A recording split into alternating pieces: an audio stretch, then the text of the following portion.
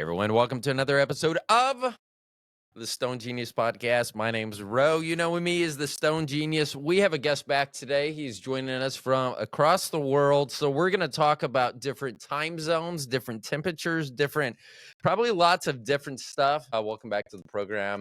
Sadhu Dah, how are you doing? It's good to be back, man. It is good to have you back. It's good to have anyone back, actually, after what I went through. But I want to ask you, more importantly, because this isn't about me, it's about you. You had a birthday. So right before we talked, or not too long before we talked to you, you were having a birthday coming up, and I think you were doing some traveling with that.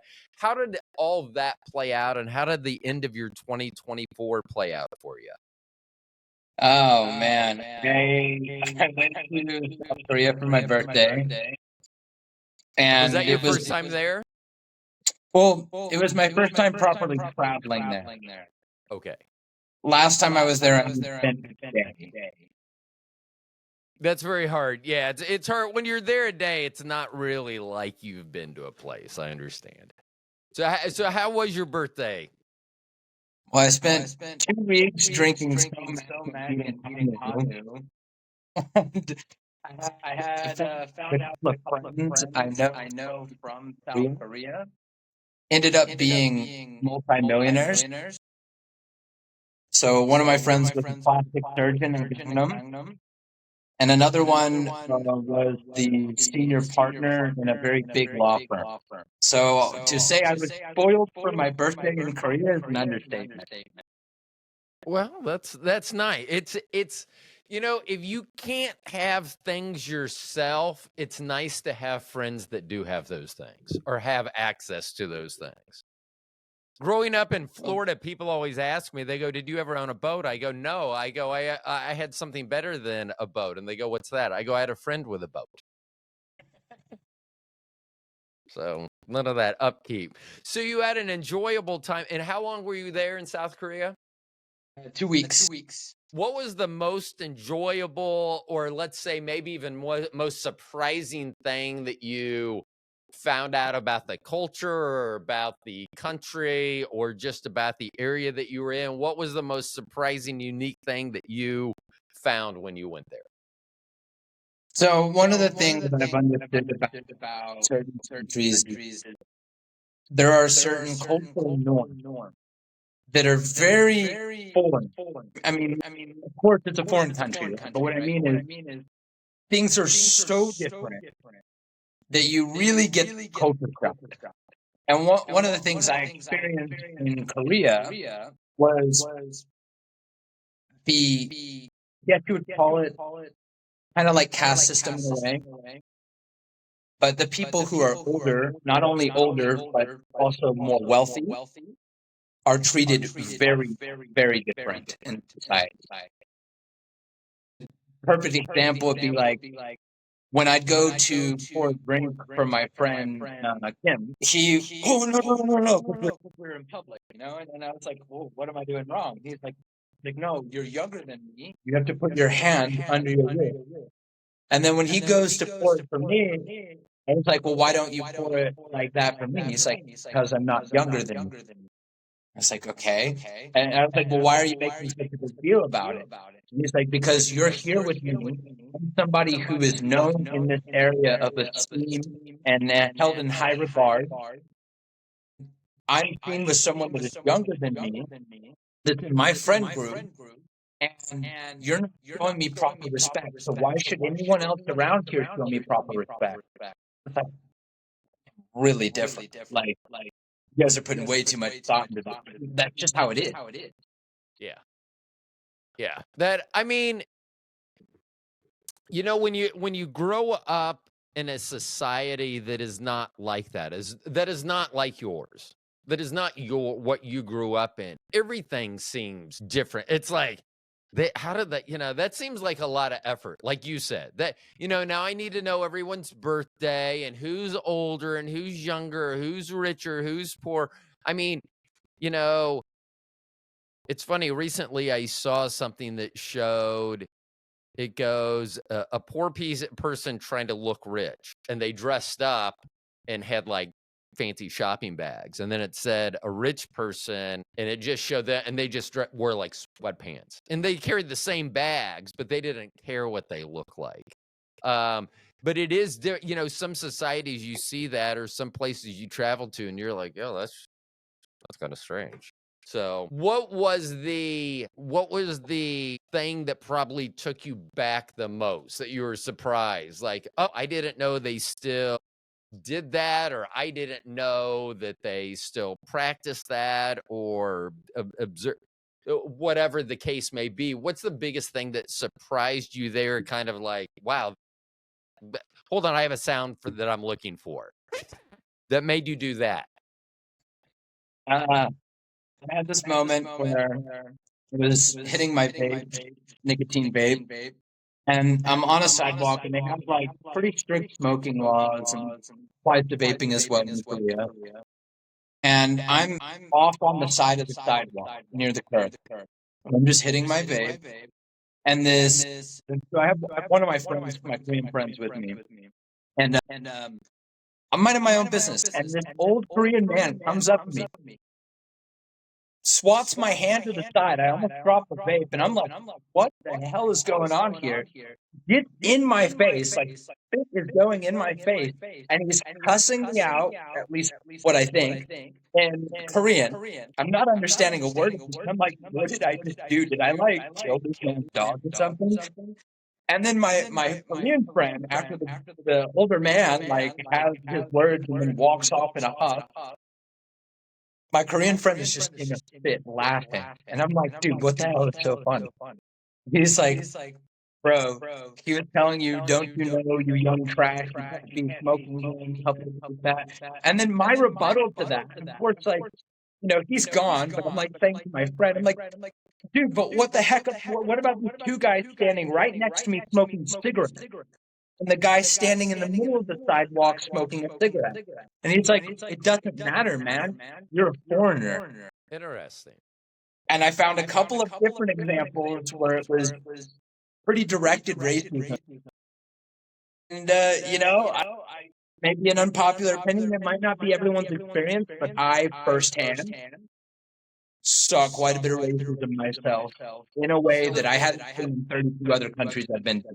Well, and that's what I was going to ask. Had you ever seen that overtly in any of the other countries that you traveled to? Because that's one thing I was going to ask about your hair. Because South Korean, North Korean, Chinese, let's just say that part of the world, the population from there would have difficulty doing their hair such as you. So some people, I mean, you know, I think it may depend on the culture. It may depend on, you know, how conservative it is. My wife and I still joke we've been together almost 29 years now. And my dad used to ask something as simple as wearing a baseball hat backwards. Like I got up, like one of the first times we all went out to dinner, I got up and we went to like a bar or something. I went to the restaurant and my dad immediately was like, why does he wear his hat? And so, you know, something as trivial as that. And I can just imagine seeing your hair in some of the countries and them going, that's different than what we have here. And like I'm covered in tattoos as well. So is that something that is, you know, I remember back in, well, it's since I met my wife. So within the last 29 years, we were living in Wichita, Kansas, and I went to interview for a job. We had just moved there, and I had my head shaved back then. And I had the guy ask me, and HR was very different back then as well. So the guy was like, would you grow your hair out? And I was like, why? And he goes, well, we have a lot of guys that come in off the farm and they want to appreciate that haircut. And I was just like, what the? I mean, I was just like, you know, I'm going to go ahead and say I don't want to work here now. I'm just throwing that out there. I don't think either one of us this would be mutually beneficial. So you said it was the most overt racism. Have you, in your previous 32 countries, have you seen less overt racism directed towards you? And what is that generally? Is it because of your race, your tattoos, your hair? the way you talk, maybe don't talk, that you don't. I know I'm throwing a lot of stuff here, but I'm just throwing things out there. But like maybe the customs that maybe you follow, or maybe you shouldn't follow, that they're upset with. What's the thing that you've seen at some of the other countries that don't compare to what you just experienced, but probably were up until this point with some of the more difficult, or I guess now we would say they're not overt because of what you just ran into, but up to this point, some of the racism that you ran into in your travels? So get outside of Bali in Indonesia and you're in like Lombok or like Jakarta or something, like, away from the island, where you see more of the Muslim majority. Because Bali itself is the only Hindu existing island, and that is where most of the foreigners go. So the other island, it's Muslim majority, and it's not nearly as frequented by foreign. What I noticed there, people would kind of look at me a little bit in a certain way, but then the moment I start to engage with them, it's like you see a switch, and then they change their attitude towards you. And then when you walk away or something, they might go back to that same kind of attitude, but it's not directly in your face on display, like you can't deny this is happening. And I think other places I've seen it, well, I can't really barely say like because everyone's just kind of seen it. Yeah. Right. So where would South Korea, this last trip that you took, where would that country, now that you've spent more than one day in country, where would that rank? Even if you ranked them not by like, oh, well, it's number 8. I'm not talking that specific, but like, would it be in the top, 10%, the top half? Where does South Korea, from your travels, where would it rank, and how would it compare to your best, and what is your best and your worst? How does it compare to those two? So best country experience and being like welcome, totally Sri Lanka. Unbelievable hospitality. I mean, Is and there for a what? reason for that? Is it the people? Is it do they need it? It's like, oh, it's a tourist, or is it just the culture that's there already? What do you know? What is driving that hospitality? So, for example, like maybe some people are not aware of this, but the economy of Sri Lanka is in the infancy of recovering from its civil war. And because of that, in the past couple of years, they've just really been open to tourism again. And last year, when I went to Sri Lanka, not only did I notice in off the world and like looking everywhere we went, all these like different places were open for less than a month, have 1 or 2 reviews or no reviews, and it's like, okay, I guess this is how it is. But everything that I experienced was like top tier hospitality. And the reason why I would say it just because they need the money, they want the money, right? But my favorite experience was when I was in Elf. And this guy was like, he was retired military. I don't know if quite retired, but like he served during the Civil War. Showed us videos. He probably showed us. They were pretty graphic, but he was very proud. He fought for his country, and then switched sides when he saw things weren't right, and was essentially kind of branded a traitor. And like, there's a lot of things that happened. But like, this man told us our whole story, his whole story. And then he proceeded to tell us that like he was going to take us to King Father's land tomorrow. And I was like, what or who is a King Father? And so he told us, he said, there's this new famous waterfall here, and everybody goes there, and that's where the tourists go. But you're staying at my place, and I know the king father who owns the 6 hectares of land, and it's not even listed on Google Maps, the waterfall. You can't go on his land without getting unless you're welcomed on his land. So if you guys want to come with me and two of my friends, he's like, you guys want to come with me? I'll take you there tomorrow, no cost, nothing. Like, I just want to show you why I love this country so much and what I like to do. Have time to just be. It's like, okay, cool. So we went there, went to the land, got to meet King's father, run around in his loincloth with all his many kids and another generation of under, and that was pretty cool. And That's then awesome.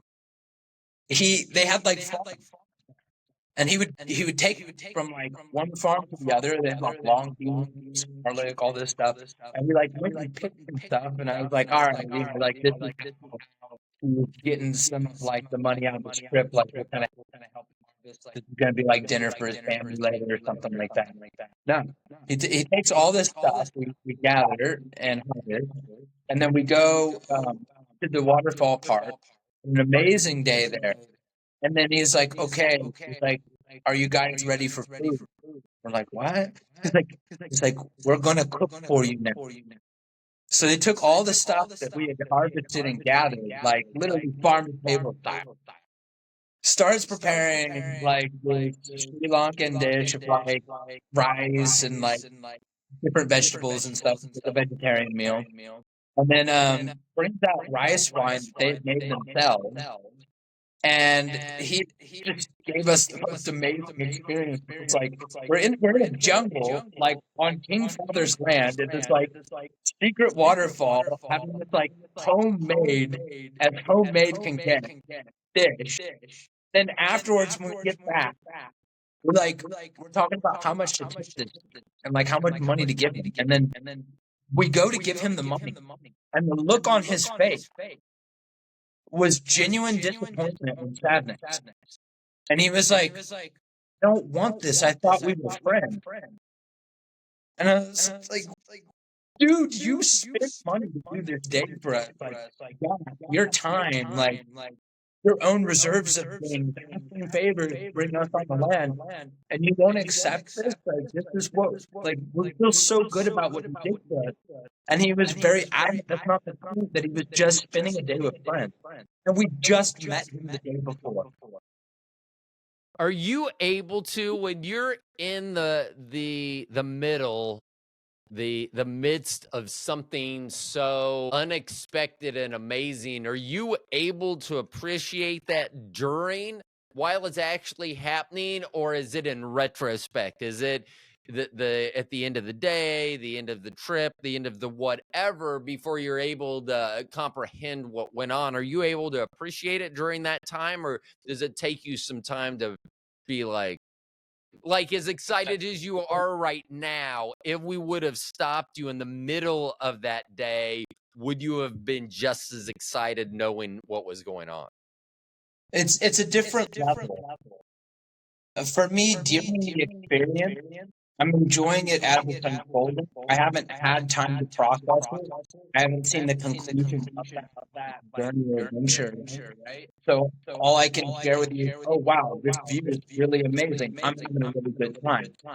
But then afterwards, everything that happened, and getting to really see the dynamic of that friendship with the Sri Lankan man, then it was like you start to comprehend the entirety of it in a very different way. And then it takes a deeper meaning in your heart. So I'd say like I appreciated both during and after, but in a different level of depth. Right. Yeah. Yeah. So what was the worst experience that you've had traveling? So I had a tibial fracture in my left shin, and I had severe like joint damage in the knee from a motorbike accident I had in Borneo. And I was This wasn't escaping the house where you were picked up by an entity and thrown against the wall. This wasn't an injury from that whole time frame, was this it? wasn't in the paranormal. This is just like travel gone wrong. The unexpected things. I mean, I've been riding motorbike for years. I'm quite experienced, and I'm very careful, especially when I have a passenger. And I was with this speech of a Polish princess, that lasted for a very short time, but I appreciated every moment of it. So I had this Polish passenger princess with me, and we had just gone to this really nice, like, it's kind of like a nature preserve, but they have hot springs and like out in the mountains and like now like near Mount Kinabalu in Sabah, northern side of Borneo, on the Malaysian side of Borneo. And when I was there, we were going down this winding like mountain road coming back. And on the way of coming back, started raining.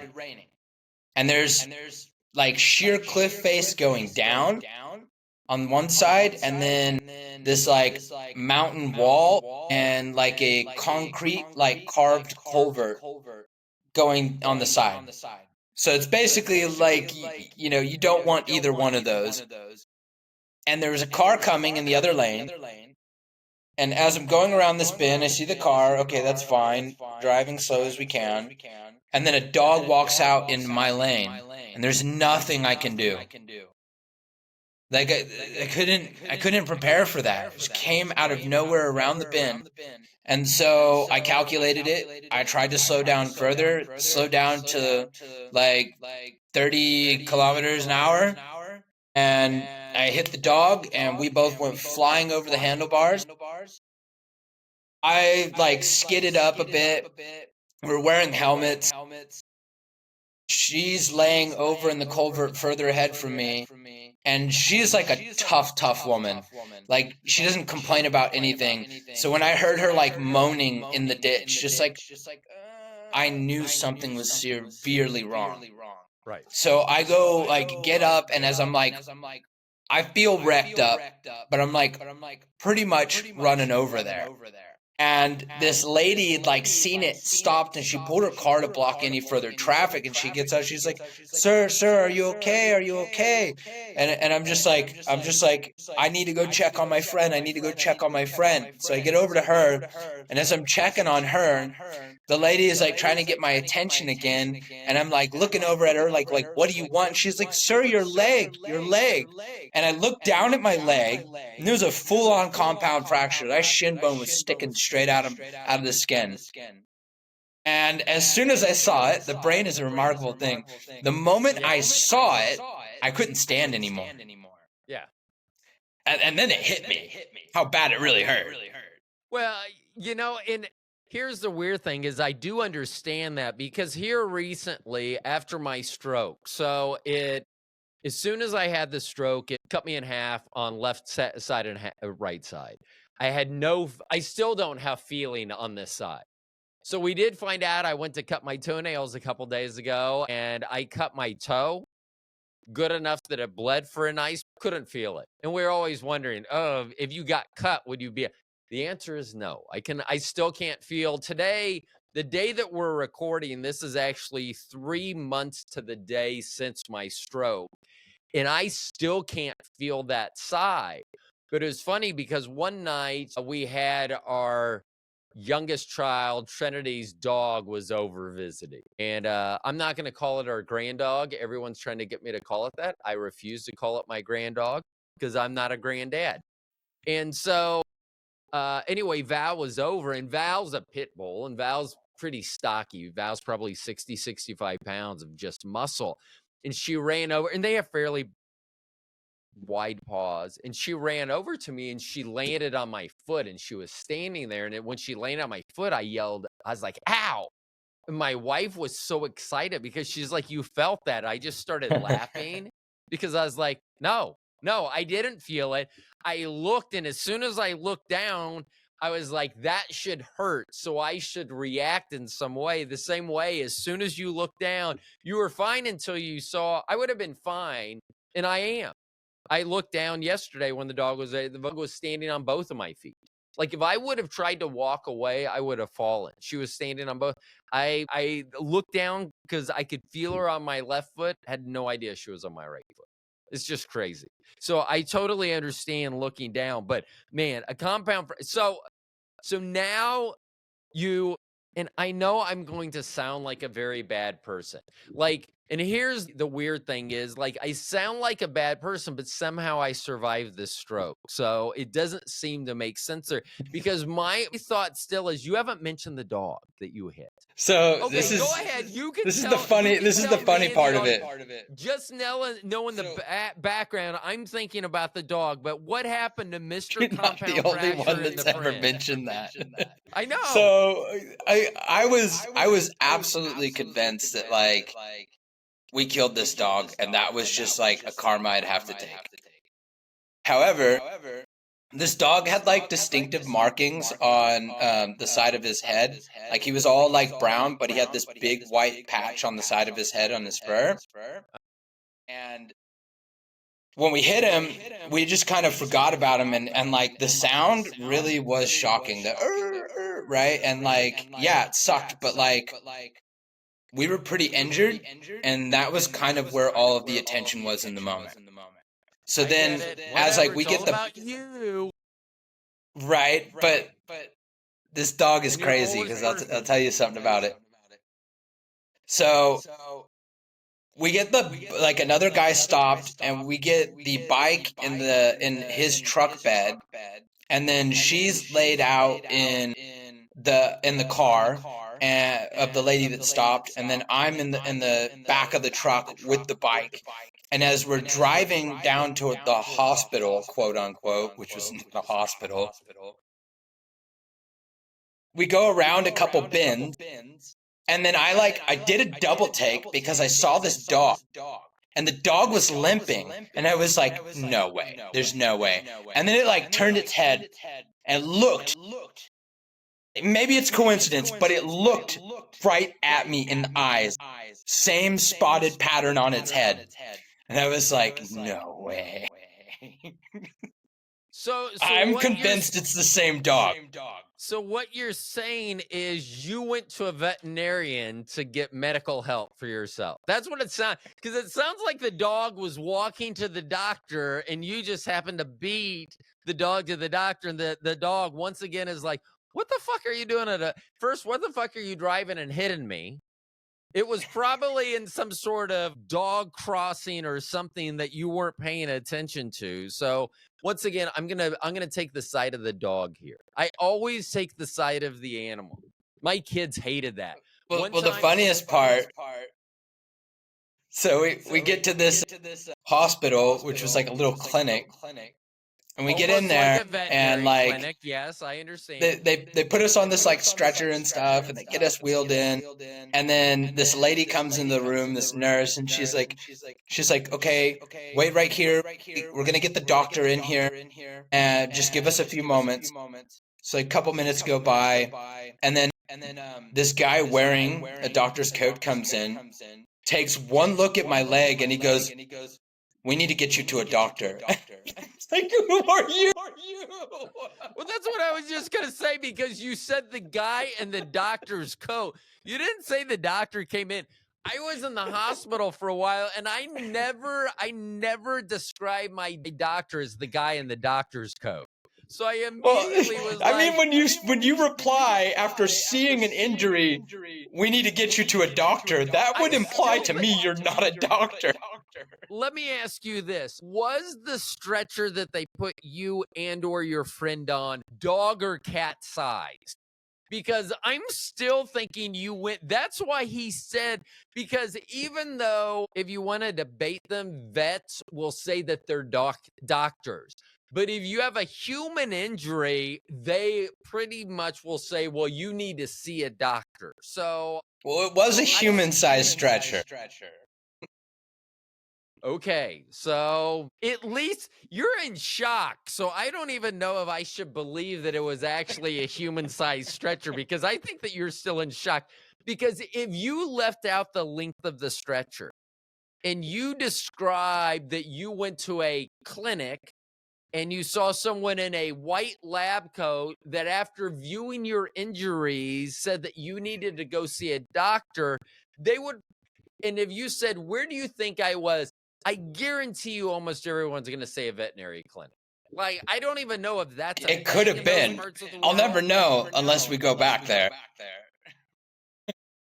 No, I wouldn't go back there because I would almost guarantee that if it was a veterinary clinic and you do return, that people will be talking about you well before you get to the clinic.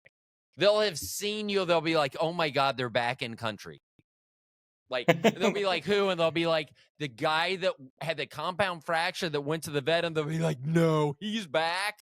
So here's my suggestion. Don't go back. That would just be my suggestion. Yeah, it was a rural mountain town in like a little village area called Renau. So I'm going to have to do it for this year too. And I am writing down for each show, I feel like a guest will tell me something, make a statement, make a reference to a story or something that should end up on a t-shirt. And I do think the dog and the Polish princess story, I think somehow that's going to have to turn into a t-shirt. I may have to ask AI how we actually make this happen, but I do think it needs to happen. The Polish Could be a good shirt. Oh, okay. So you both have been severely injured. You've seen a person in a lab coat of unknown medical background, if any. And they've inferred that maybe perhaps you see a doctor, which does infer that they are not a doctor as well. So this not a doctor has told you should see a doctor. What is do you go see a doctor then, and how do you find this doctor? We did. We waited, I don't know, maybe like an hour, something like that. It felt like quite a while. And an actual ambulance showed up. Well, I mean, you could call it an ambulance. It had lights. But we're put in the back, and it had like the proper space for like a stretcher and stuff, and they had like the one that loads out and unclamps and everything. So they get us in. All I can picture right now is what the Ghostbusters drove. Like that type of ambulance that just has. I mean, it was a van with lights. I mean, think about where I am, Matt. You know, here's the weird thing about my stroke is that when I was in the middle of my stroke, when I said I need to get to a hospital, I need the person I was with. I go, I need you to take me to the hospital right now. I should have called an ambulance instead. But here's the thing, is that the hospital, we actually drove by a hospital to go to a hospital. And it was only like a 15-minute drive. And I drove by 2 hospitals. And I'm not talking about the hospitals that you're mistakenly going to see someone in a lab coat and say, hey, doc, come here. I have a compound. I'm talking about when you enter these hospitals, everyone's job is well defined. Their scrubs will tell you something, their badges, whatever. It's going to tell you something. So when I had my stroke, I drove past the hospital to be near a hospital closer to my house because that's all I could think of, convenience for some reason. So you're at I'm going to call it a vet clinic. Until there is proof it is not a vet clinic, you're at a vet clinic, which I'm not saying is a bad thing. John Wick in one of his movies, I think the first one, ended up at a vet clinic. So anyway, you're at a vet clinic. You're picked up by the Ghostbusters to be taken to what I'm hoping on approach to this next destination that you've been waiting an hour, not that you drove 15 minutes and you got to 2 hospitals that you could have been to. You're waiting an hour just for the ambulance to get to you. So, so I'm assuming that your trip, once they pick you up, I'm assuming that your trip is not down the street. I'm assuming that if it's not an hour return trip, that it's quite lengthy. So how was this trip? And on approach to your next destination, did it look like an actual medical facility for human beings, not for animals? Yes, Nothing wrong with that. Okay, it did. How long so was your return? It took around the same time that we waited for the ambulance to about the same time, roughly, maybe a little bit more, getting there. I think it felt like longer because the bumps and everything, and I was in a hell of a lot of pain, and they were already giving me intravenous, like, feel-good drugs. Right. Let's just say by the time I rolled into the hospital, I was in pain, but I was definitely high. Right. And we get into the Being in so hospital. much pain that you can still be high and still feel the pain. Yeah. This is like a in between. I'm like, okay, yeah, like this shit hurts, but I'm feeling intoxicated. So they didn't tell me what they gave me, but from past experience of like having had surgeries and recovering and stuff before, I think it was like morphine, something like that, some sort of opiate. It gave me that kind of feeling. But we get to the hospital, get in there, and then the first thing that they're asking me is for a deposit before they do anything. They're asking for money, and so they're asking for ringgit, and I'm like, well, like, how much do you need? Because I don't have like that much money on me right now. Like my card and all that stuff is like back in our room, which is in this like little village that like I don't even know how far we are from right now. I don't even know how we're gonna get back there. But it ended up being the equivalent of like 20 USD. That was the deposit I had to make for them to like take me in, get me a bed, and like put me under and give me surgery. My total bill ended up being like a couple thousand USD. And like I had I'm had sure a that's steel plate exactly and what screws put in. my stroke was. A couple $1,000, sure. Wow. I mean, when you said, because I always think about the U.S. healthcare system. So as soon as you're talking about deposit, I'm like, what the fuck, man? I mean, how would you have if it's like here in the United States, there are I've had surgery before where they're like, oh, well, your portion of this is like $1,800 because your deductible's not met or something. And they need you to pay that before they'll operate on you. It's crazy. So they get you. Once you get to a human hospital, not a veterinary clinic. Oh, and let me ask you this. So your Polish princess, who is very stout's not the right word, and I can't think of it. We'll blame stroke brain at this point. So when you got to your friend that is moaning, that generally wouldn't do that, would have to be Normally she's like stoic. Yes. So when you found out that you had a compound fracture, who was the most injured by the time you got to the human hospital? She was. And she didn't have presentable injuries that you could see. She actually had internal bleeding in her abdomen. And so that was like emergency. They had to take care of that right away. And what scared me was there was no communication to me. It was like we got in, they took her, they took me, and then when I wake up, I'm asking where she is, and they're saying, "Oh, well, we'll come talk to you about that later. You need to rest right now." And I'm like, I need to know what happened to her. And so then, like, hours later, somebody came in and they're like, oh, yeah, she just got out of emergency surgery, but we didn't want to tell you anything because we didn't know which way it was going to go. And that part I do understand, but, like, I feel like I should have had the right to know in that moment if she was in surgery or not, like, kind of what was going on. Right. Yeah. Yeah, unless it would negatively impact your short-term outlook, I agree. When I was in the hospital, I don't remember much of the last 3 months. Like, if my wife asked me about our interview today, the chances that I can recall most of this, what we've talked about today, will be very, very low, I would say, which is just weird. But I do know that, it was weird. It was the only night that my wife didn't stay at the hospital with me was that first night. And I only have 2 memories really of being in the hospital. It's the day of my stroke. I remember the doctor coming in and then shutting the door and saying, "I'm sorry." And that's all I remember. I'm like, well, that's not good. It was because that where my stroke, where it was in the basal ganglia, is inoperable.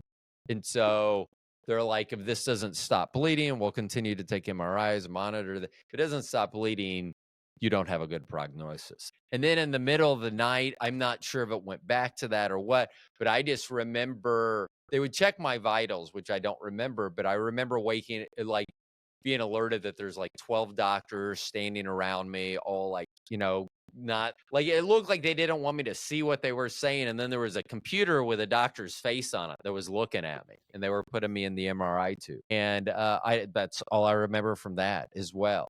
So I think that if at certain points, and I don't know this to be true, if my injuries would have been caused, head injuries would have been caused from an injury instead of a stroke, I'm not sure they would have wanted me to know like the condition of my wife or something. But I do understand that. I would say, yeah, I don't know. I don't know how hospitals work in the rest of the world. Here, they can be very challenging, to say I mean, you get great care, but sometimes I had really good medical care there. Yeah. Yeah. So were you then, I guess, admitted to the hospital? And if so, how long did you stay in the hospital? So I stayed in for a few days. She was in for about a week. I got like a hotel, and I was pretty much laid up in the hotel. Couldn't really do anything. Had like a cast boot kind of thing on. Took me about 6 months roughly to learn how to like properly walk again, which was really kind of defeated me quite a bit, because I've been a nomad like for several years now, just living abroad, just traveling. I work remotely, and I do like, the paranormal stuff. I teach the meditation. I make travel documentaries. Like I do a lot of different things. So at that point, it was like, it wasn't like I can't go to work. It was like the work that I can do is so limited right now. Right. And I would be in destinations that I would be so excited and have so many ideas of like what I wanted to do and go and see, but I had to think about the limitations of what I could do currently, because I couldn't walk up a freaking flight of stairs. Yeah. Yeah. I mean, besides my mental, like, still overstimulation gets to me. Like, if there's a lot of stuff going on, it's just hard for me. It's weird, because that was one of my strengths, being able to shut everything else out. And now it's like I don't have that ability. It's crazy. I mean, it is. I did want to ask you this, just because the prognosis of someone that's had my type of stroke long term is not good. It's less than 50% make it 2 years, and less than like 5% make it 5 years. That being said, and I know that you're very familiar with the paranormal. So my question to you is, if I pass away, or not if, when I pass away, can I haunt someone? Like, could I target someone? Like, what do I do that I need to come back? Like, if I want to haunt someone, and not like to like everyone except maybe like have a list. Like, I should be able to have like a list of 5 people I could fuck with, and then like everyone else is just like I'm like a nice ghost. Like, I'm just like mischievous, making you misplace your keys or something. But there should be a list of like 3 to 5 people that I can haunt. Is that possible? It is, but there are a couple of factors that are involved with that, and one of them is, okay, so let's say like you willingly wanted to become a ghost and you didn't want to cross over. Well, there have been people, various different reasons, but doesn't really matter what the reason is just that inability to move on in itself can create an anchor. And so once that anchor is created, as far as the reach or what a spirit is able to do, really heavily depends upon the spiritual strength of that ghost, right? Because you got to look at it this way, okay? So you have an Olympic medalist, and this person is like a strong man. He's super strong. He can do a lot of things physically that a lot of other people might struggle to do comparatively, or not be able to do at all. So the same comes when you shed this body and you're in your ghost body. It's just another body. The consciousness is residing with it within a different format, and it's more quasi-physical, if you will, but it's heavily dependent upon the ability to manipulate electromagnetism.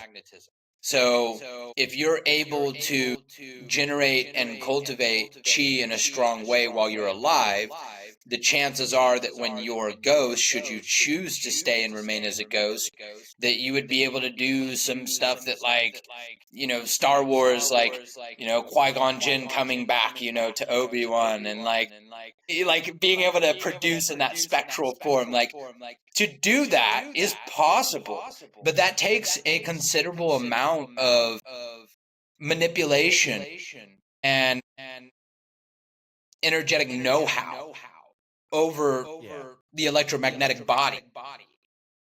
I will say I have said this I've done a couple of podcasts since my stroke, I think. Actually, I know I have. I just don't remember them. But I had always said that I wasn't afraid of death, just because the people knew where they stood in my life. I mean, I was always, and if I was upset with someone, I could tell them. I could be upset with someone and still love them or still not care about whatever. I don't. It doesn't mean that I dislike them or whatever, but I'd always said, the people that meant the most, my kids, my wife, my family, I was not afraid of death. And then being where every time I tell someone that is in the medical field, the type of stroke that they have, the look of concern, there's not a single person that hasn't had a look at, wow. And I'm surprised you survived. That's what I always get. But I will tell you, it did not scare me any. Like, it could have been like, oh my God, I don't want to die. I'm going to change. I'm going to whatever. And it did. I mean, I was like, if that, I'm a little pissed actually, because I'm like, that would have been an easy way to go. Like, everyone says, dying peacefully in your sleep would be good. And that would be, peaceful in your sleep. Except like with mine, I was able to like tell my wife, like, if it would have kept bleeding and I bled, whatever, if I would have died later in the day, I was able to talk to my wife and say goodbye. And I literally, except for an extremely bad headache that I had, I guess when I was having the stroke, I don't know exactly what that, but like when my wife finally got to the hospital, I was like, and I don't know if they were giving me something, honestly. I don't think it was whatever veterinary drugs you were getting on the way to the hospital. I'm not sure that's what they were giving. It would have been giving me. But I am not fearful of death. I thought that it might scare me, but it honestly didn't. And it honestly hasn't made me any more humble too either. The only thing it does is I get a little pissed thinking that, if I get hit by a car now and it's a really painful way to die out, I'm going to be pissed because that was an easy way out and whatever. So, and I will also tell you this. I am excited. I've always said this. I think that the next step, whatever that happens to be, I'm a Christian. I think there's something there. I disagree on what most Christians would describe heaven as. I disagree with many of those. But I do believe that the next thing is either going to be nothing or it's going to be amazing. I don't think and I don't know. And amazing can be a lot of things. Even if I was reincarnated, it would still be amazing. Whatever. Nothing or something. Yeah. And I'm fine with either one. I mean, neither one of those am I scared of. And it's like, I don't want to. I appreciate my wife before this. So I don't think it's changed that. I think it has. Here's the weird thing. I think it's, instead of us wanting to travel everywhere, this is what scared me. Your stories. Like, I would love to go to some of these places. Like, I recently saw Machu Picchu, and I'm like, I had always said Machu Picchu would be an amazing place to go to. Well, I just fucking had a stroke, and now that scares the shit out of me because there's no way I get help in time. I was from the time I had my extremely bad headache and said, this is not right, I need to go to a hospital, to the time I got to an actual people hospital was 25. So like it does scare me being in some of these places that are beautiful, that remote, like a remote Italian village. Oh, that looks so great and quaint. But if I have a major medical emergency, that's a horrible place to be. Like as you learned on your trip. So let's get back to that, because this isn't about me haunting people. Because I don't think I would. I don't think I would be good at haunting people, and quite frankly, I don't think I would want to haunt people. So let's get back to your story. So you're laid up in this. So how did you, were you at a hotel? Like, were you supposed to check out like the next morning, the hotel checks it in and all your stuff's still there? Like, how did that work out? How did you get your belongings from where you were to where the hospital was and where you were staying? We had to make arrangements, and I'll tell you about that after I use the restroom real quick. Okay, that sounds I'll be great. right back. I'll try to do a filler. I wish this would be a great time for a sponsor. I would even, for a sponsor, I would change my voice. I'd be like, hello, welcome to the show. I'm your sponsor, Ro Martin. I'm here to sponsor your product.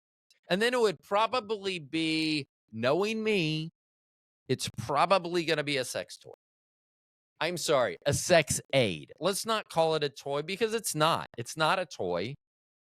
It's not like, it's something that you would use. It's like a condiment. It's something that you use sporadically to enhance something.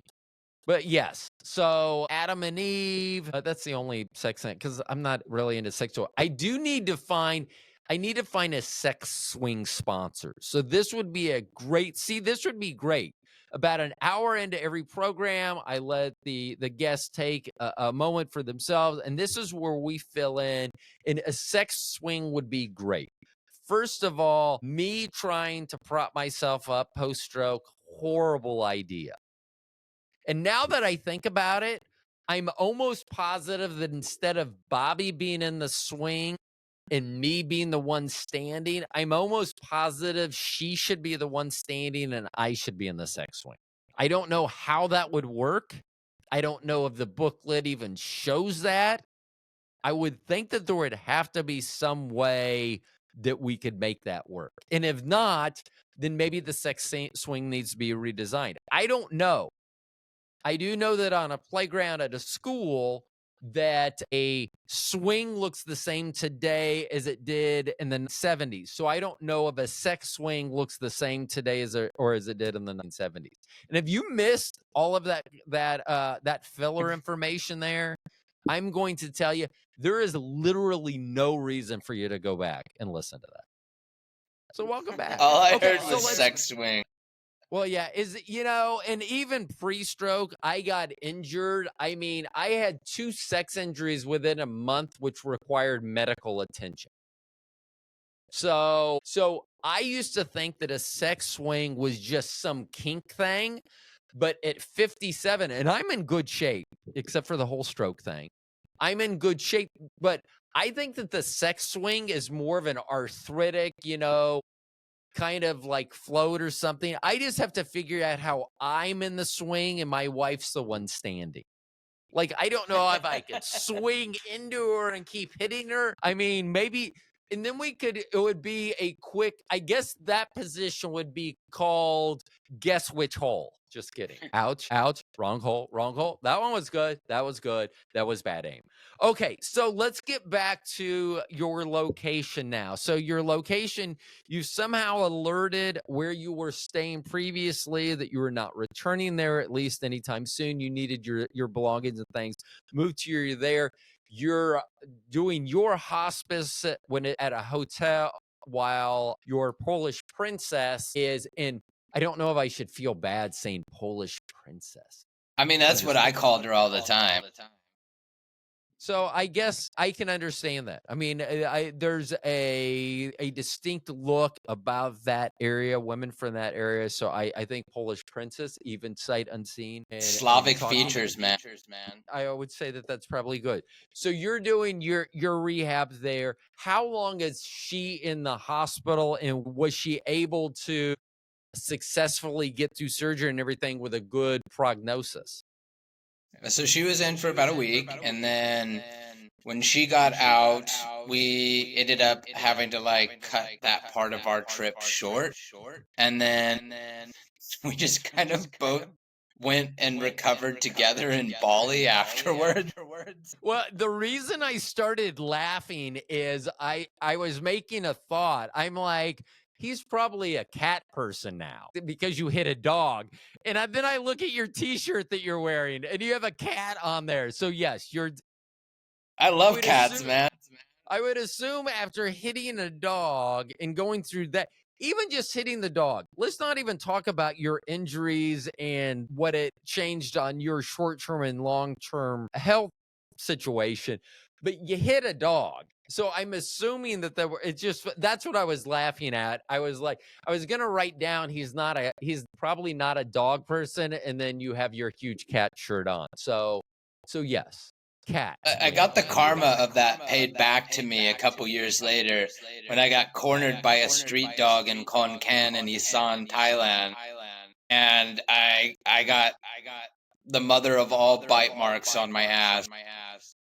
So here's the deal is when, and I don't know what dogs look like throughout the world, because a lot of dogs, I've had Dobermans forever. I love the breed. And so I have that purebred, that lineage. So when you say a street dog, I don't know if I should be picturing some big like wolf-like dog that had cornered you, or some just really upset chihuahua that was really and I'm sure that they can give you. Trust me, I'm not trying to diminish your bite in your ass, whether it was from a chihuahua or a cane corso. I'm just saying I don't even know what to picture when you say street dog. So if I am supposed to fill this imagination in, what should I picture when you're saying street dog? Just picture like a generic middle-sized dog. And how did you get cornered by this street dog? I mean, this is almost like, it sounds like it could be made into a Michael Bay movie. Some guy, he's on the run, a dog is chasing him, he's not chasing the dog, it corners him, things get crazy out of hand. Somehow there's explosions, even though it's a dog involved. So what did you do to this dog? Because I love dogs. I don't have a shirt on right now that What has a I big did, dog on it. Yeah, I what the fuck looked at did you it. do to this dog? I looked at it. Yeah, and that's all it takes. Well, did you have a cat shirt on, or were you giving off some sort of cat-like vibe? The No. dog was like, that's a fucking cat person. I mean, because they can sense that. I hope you know that. I mean, it's sure not they just, can. like, you cover that shirt up and you go near a dog, and it's not going to be happy. It's going to know what's under whatever you put over that shirt. So like Khon Kaen is known for being an area of Thailand where they have a stray dog population, which they're quite aggressive. And a lot of locals in that area don't actually go out walking at night. If they go out at night, they're taking transportation. They don't walk the streets at night because the street dogs there are very, very aggressive. And because it is a Buddhist country, and I'm not saying that it's the answer either, but because it's a Buddhist country, they don't cull them or anything, right? They're kind of like, well, we can't really do anything to the dogs. But you do have like some organizations. Because they're What? Buddhists, they have that belief. Because they're Buddhists, they have that belief that they can't harm the Some animals. other countries don't hold the same belief. Like, for example, Indonesia, they recently got put under fire and then like retracted, their statement they were going to go and pull all the street dogs. And in Vietnam, you go to a restaurant and some restaurants will have an actual sign outside the restaurant in English that show dogs and cats and say, "We don't serve dog or cat meat here." Yeah. So if you see a sign that says that, that tells you that there's an issue with that. Right. Yeah, and I'm going to go ahead and say they're telling you that because their meat has been accused of that. So I'm assuming if your meat is accused of being dog meat, it's probably dog meat. I mean, I'm and everyone's. I mean, I don't know. I don't know. I don't know. I don't. I'm a very picky eater.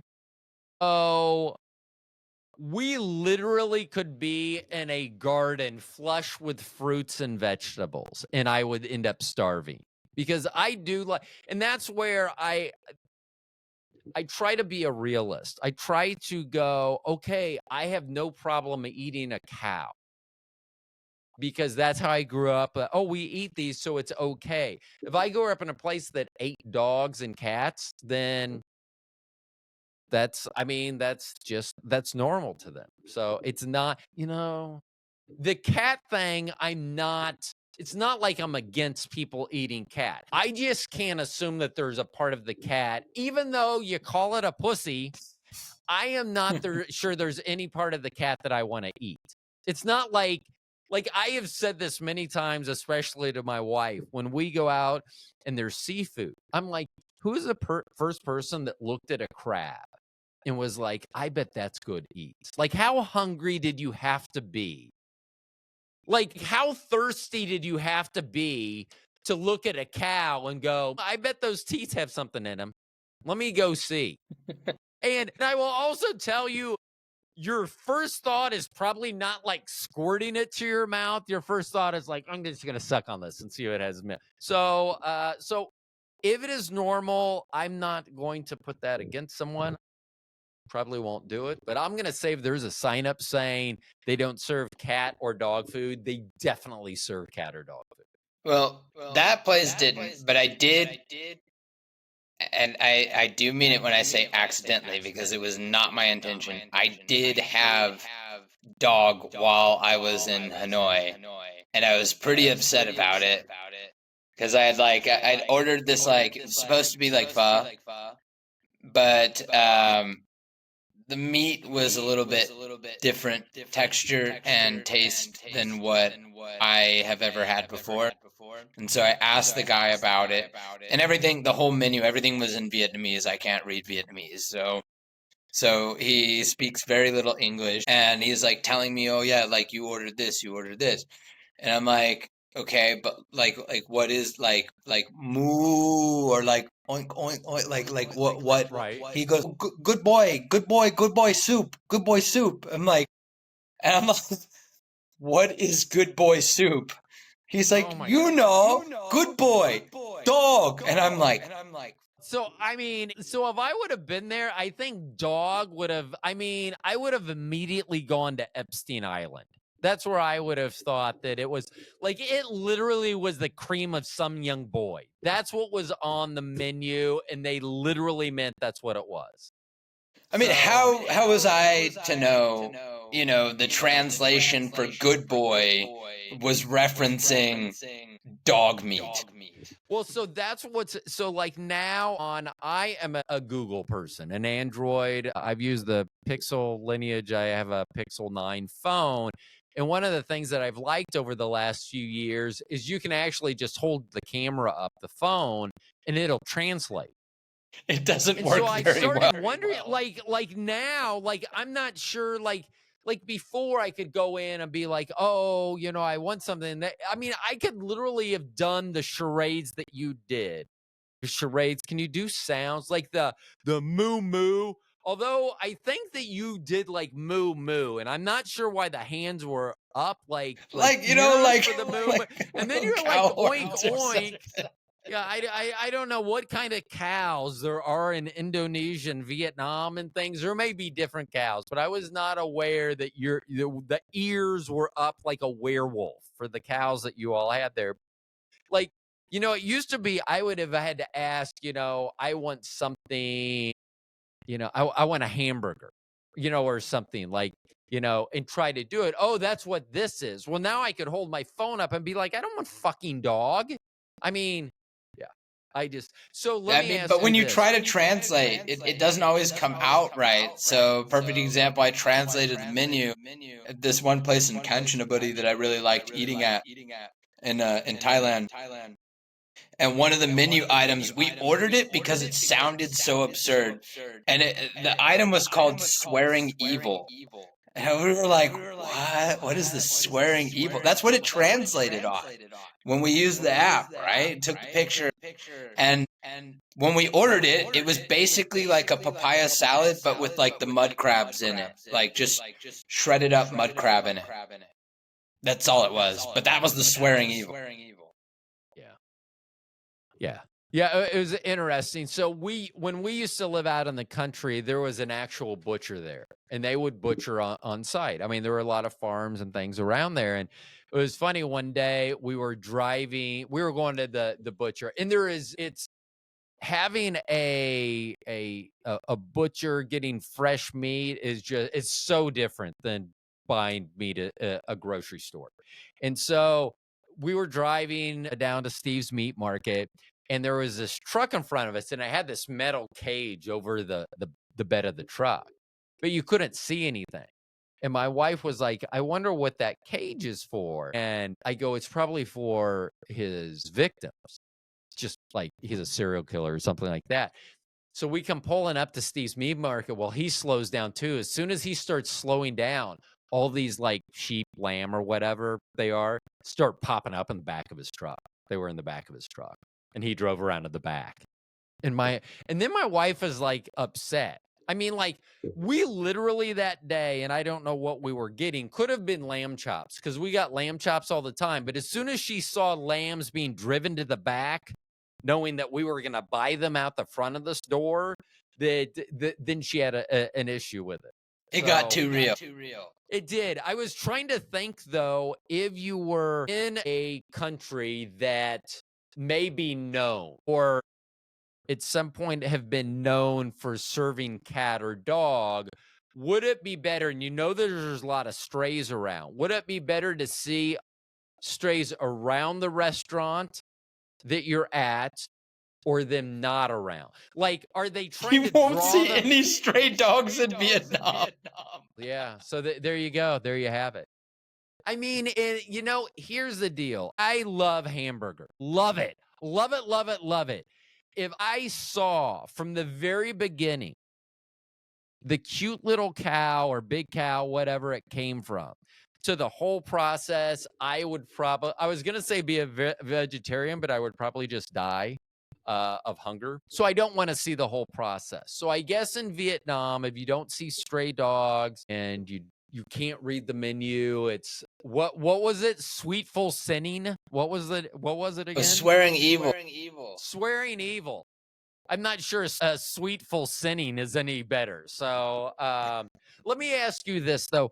As someone who has tried, you said that it was a different texture or something than was it tougher? Was it what did you notice physically once it was in your mouth, the taste, or what did you notice most of the difference? It had a little bit more of a, it's kind of hard to describe. It was a little bit more of a bittery, like kind of bitter kind of taste in the meat.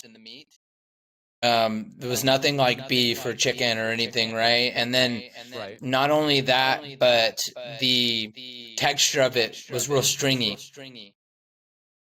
That sounds absolutely disgusting. Thank you. Yeah, it was not good. It was not good. Yeah, but I guess if that's what you have around and is easy to reproduce and I joked that I feed the squirrels. So behind us is a golf course, and we have there's a big tree buffer between us and the golf course, and there are a lot of squirrels. And our old Doberman became quite the TikTok star because she would sit on one side of the door, like the sliding glass door, and she would sit there with her paws like touching the glass door, and I would set the cookie on the edge, and the squirrels would come take them. I mean, they would be, within 8 inches of each other, and they just knew that she wouldn't respond. And people were always like, how do you do that and everything? And I used to joke that, if there's ever an apocalypse and the store shut down and I don't have a meat market to go to, I'm training these squirrels to come straight to my back door. All I got to do is lead them in another foot, and boom, I got squirrel for dinner. Squirrel's good eating in my experience. See, and I've never tried it, but Steve's Meat Market, because we were out in the country, they had a lot of things I had never tried. Like they had like rabbit and stuff that just, and people would come in and just buy it out of the freezer. Yeah. I mean, I get it. I was adopted, and I have met my birth mom and my half brother and half sister. And I was born in Tampa, a very urban area. And they live in between Ocala and Tampa now in a small town, very country. Like they would, once I met them and, I started following them on Instagram and stuff, they would post like buckets of frog legs. That's what they would have for dinner. My favorite out here. Oh my gosh. I can't even tell you how disgusting that sounds. So here's my big problem with most foods is a lot of people will say, oh, well, it tastes like chicken. I don't want it to taste like chicken. I don't particularly like chicken. If you say that tastes like filet mignon, I will try it. I don't give a shit. If someone said it's squid, I'd be like, no, because it looks slimy. If they go, no, man, you put it in your mouth, it's just like filet mignon, I would probably try it because I would be too afraid that I would miss out on that. Like I have a lot of friends that cannot eat pork. And I cannot tell you how, when they get to the afterlife, if there's an afterlife, I would hate for them, whoever they see in the afterlife, whoever's rules they were following here on earth, if they get in front of that entity and that person is like, no, you could have fucking had bacon on earth. I mean, I cannot explain how good Pork belly. Oh my gosh. Like, oh my gosh. I'm just thinking, like, I literally eat bacon sandwiches and people are like, oh, a BLT. And I'm like, no, bro, no bacon, like a bacon sandwich. Literally. I'm right there with you. Yes. Oh my gosh. And I'm one of the ones that I'll work on. Like, I'll interlock the pieces, to make it so that they don't fall out. Oh my God. Same. Because people think I'm so weird because they literally, I'm like, no L, no T. And they just look at me like, what? I'm like, no, why would I ruin it with something else? Bacon is so good. And I will feel that would, if I got to heaven and heaven's like my God or whoever I'm going to see, if he's like, you should not have been eating bacon, I would have been like, well, you should not have made it taste so good. Oh my gosh, a bacon sandwich. You know what's weird is I really want to have that for lunch now. But since my stroke, I have full strength in my right side. I'm moving my right hand. I can pretty much do dexterity, but I have no feeling. So if I cut myself, burn myself. So I don't think I should be around bacon and grease because I'm not sure I would feel it. And I feel bad telling my wife that, hey, I know what I want for dinner. You're going to have to make it again. But yeah, bacon is definitely, I think bacon is, and it would be good. I wanted to ask you this because I'm hoping it's different. You're in Vietnam right now, correct? I'm in Thailand right now. You're in Thailand right now. What is your weather like today? Man, it's hot. It's Oh my God. So in Fahrenheit right now, so it's 10:18 p.m. and we're in winter, and I'm in the north where it gets colder, and it's in like the mid-50s right now. Oh my gosh. I want to come visit you. So when we started our show today, and I thought that -8 Fahrenheit sounded bad, but it's -22 Celsius for our international. That's what it was when you and I started our show this morning, where I am. Yeah. It don't get that cold here, I can promise you that. I mean, it is literally, you're past 10 o'clock at night and you're nearly 100 degrees warmer than where I am. And I'm sitting here, and if it was funny because I was going to turn it off. I've noticed when you're talking that my square keeps lit up. And I think it's because it hears my space heater in the background. I think it hears the hum from my space heater, so it thinks that I'm still talking. I'm not, so we'll see. But yeah, I got a space heater going on because it is ridiculous here today. Yeah. I mean, I've had my aircon on all day. So yeah, no. Yeah, at that yeah. Probably if you're still in the 80s at night where you are, then yes, I would probably have my air conditioner on during the day. But yeah, fuck, I would. I mean, except for the wild packs of dogs that seem to rule the streets wherever you happen to be. Except for that, it sounds great where you are right now. So I do have a question. So let's get back to this story. So we've spent a lot of time with your Polish princess, which from the way you talked about her previously, it seemed like not a bad thing. So Quite a looker. she's on the mend, you're on the mend. Did the fact that you and her hit a dog, was that some sort of, I understand that you think the karma was the dog bite when you got cornered, but was there any karma on your, do you think that's what's ended your relationship with the Polish princess, that something involving that dog? Or could it have been the whole situation that the fun that she thought she was going to have with you may not have proved to be quite the fun she ended up having? Well, the problem was she ended up falling in love with me, which we were supposed to just travel for like maybe a few days. We Right. ended up spending 2 months together. And at the end of it, she broke things off because she had fallen in love with me. And she knew that, like, I wasn't going to move to Poland. She was going to have to go back. She even extended her trip even longer to be with me more. And yeah, it was just a pretty painful goodbye because we had developed some pretty serious feelings for each other. And I'm not an idiot. She was a 10 out of 10, and that just does not come along every day. No.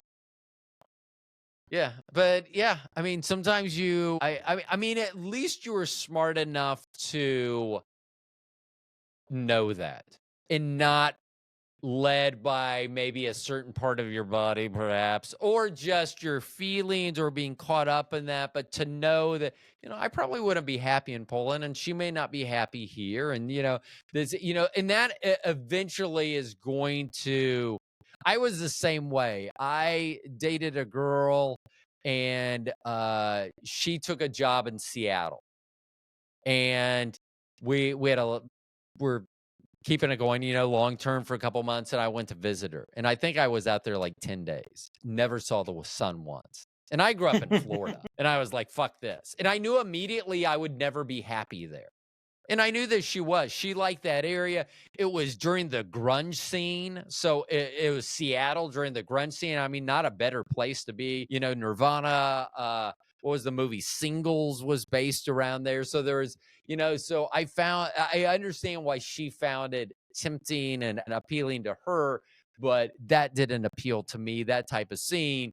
If it was sunny, I could be at the beach, and it was warm. I mean, it was damp and cold. I mean, it was, so I do commend you for that, for knowing that, and who knows, you guys could always cross paths. Who knows what's going to happen in the future? I mean, You never know. I never thought I thought the whole reason that I worked out and kept fit and did the things that I did was so I wouldn't have some sudden medical condition like a stroke, and yet here we are. So yeah, so who knows what's going to happen. So let me ask you this. So this finishes, your trip finishes, you go your separate ways, and that was your worst trip. And where was that trip to again?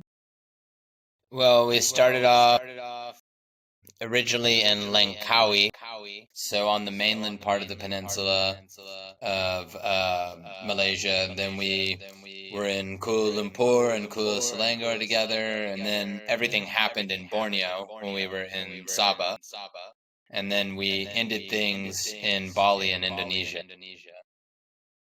And that's one thing that I think is so neat that I've been trying to appeal to our children who are in their 20s, adult children, that to go out and travel the world. Like when, in the United States, so many people haven't been outside the United States. And our oldest, her boyfriend plays professional hockey in Europe. And when she went to visit him, it wasn't like she just went overseas and went to that country. There was a break during their season, and so they traveled, and so they went to another country as well. And, being able to experience that, because I would assume, and I don't know why I'm making this assumption, I probably shouldn't assume, but it seems like geographically Borneo and Thailand, even though we would look at a globe or a map, depending on whether you're a globist or a flat earther, but you would think that those two things would be different in there. Are they? Is Borneo, like, is it very distinct in its culture as opposed to Thailand? They're very, very different. I mean, even when you look at, so for example, okay, so if I fly from Bangkok to Kuala Lumpur, so from capital city of Thailand to capital city of Malaysia, it's like a 2.5 hour flight. And I could get a round trip ticket for, in the right season, less than $100. But usually on average around 120-ish. Not bad at all, especially for a cross-country flight. Right. The culture is so massively different. The food that they eat in Thailand is nowhere near close to what they eat in Malaysia. So you have a complete division on the food culture, the history as well. I mean, like, Malaysia has experienced like English colonial rule, and it used to be a much wider, version of itself way back in the day, and was actually Indonesia and Malaysia, they were all kind of one thing, right? But Thailand's never even been colonized. They had an invasion by the Burmese. They had occupation, not colonial rule. And just what the countries have gone through historically, even though they are so closely geographically related, it's insane. And like, when you look at Canada, Mexico, and the US even, you can't sit there and tell me for a moment that their histories, while they may have some similarities, like in regards to what happened to the native population in Canada and the US, but like if we look at a whole of their histories, completely different. So it doesn't matter how close the country is. Yeah. Look at Italy and France. Well, and that, it's funny that you mention that, because they have the English Channel separating them. I am a big, we have a bidet. So I love bidets. Swear by the bum gun, man. Yes, exactly. But from what I understand, and I don't know how true this is because I found it on the internet, and it's not like I looked at 60 sites to find out, to get a consensus on this, but I understand that the reason that, like, Americans, because we come from an English history, we left England to come to America. And so we have English lineage or history to us. And the bidet was French, and the French and the English hated each other. So that's why the English never accepted the bidet initially, or at least initially, was because it was developed by the French. Now, I don't know if so that's much more hygienic. Oh my God. And I don't know this for a fact, because I believe there's always been a subculture that's probably been into this. But ass eating is now more, I don't want to say prevalent, but you hear about it much more. I mean, I would say that there's probably like 37% of the songs in my playlist reference some sort of ass eating or asses or something like that. So why wouldn't you want a bidet? If that, like, when people, I always think it's funny when I say that we have a bidet and they're like, ew, why? And I'm like, if you get dog shit on your shoes, would you rather just use a towel and wipe it off your shoes? Or if you had a hose, would you rather use the hose? The hose. 100% of the time. That's it. That's what a bidet is. Oh my gosh. So yeah, I'm glad. If that's, maybe that, I'm trying to figure out why I came back after the stroke. I don't know. I don't necessarily there doesn't have to be something that I do. Maybe I'm just a weight around my wife's neck or something for the next 20 years or 2 years, but maybe there is something, and maybe it's to change the American outlook on bidets and change it drastically. Maybe I should run for president, and my whole platform should be a bidet in everyone's house. I mean, I mean, it's a strong campaign to lead on. I mean, would you want to know? I mean, would you want to know that your neighbor, like, you don't give a shit at that point whether they're Republican or Democrat, but if they say that they want to stank ass, then you're like, no, you are not my friend anymore. What's funny to me is I've gone to toilets that you would say, nope, I'm just going to hold it. Like over here, the quality of a toilet is questionable, would be putting it lightly sometimes, especially when you're in rural areas. Hold on. What do you mean by so I just recently watched a movie where it seems like, and this is reminding me, they use like a bathroom like at a truck, like a see, this is my like, or to get fuel, like a truck stop, and they're always disgusting. It's like I would never go in a bathroom like that. But I've never run into a bathroom like that. Like, there may be bathrooms like I'm not gonna sit down and take a shit. I may hover over the toilet or pee and not really be concerned about where it's hitting at this point. But I wouldn't say that there would be a thing where I'm totally so let me get some clarification from you. What did you walk into that made you want to hold it? So I went to a toilet in rural Philippines one time, and I've been to squatting toilets. I've been to like literal holes in the ground, and this one was shocking to me because I'm gonna go use the toilet. I ask the guy where the toilet is. He tells me. I'm going there, and he's like, "Sir, sir, sir, wait, wait!" And then he comes and he gives me a stick, and I'm like, okay. He was like, you bang, bang, bang. I was like, not understanding what he's trying to tell me. And he was like, the rats, you have to scare the rats first so they don't come up while you do your business. And I was so I go in there and I'm like, wham, wham, wham. Why?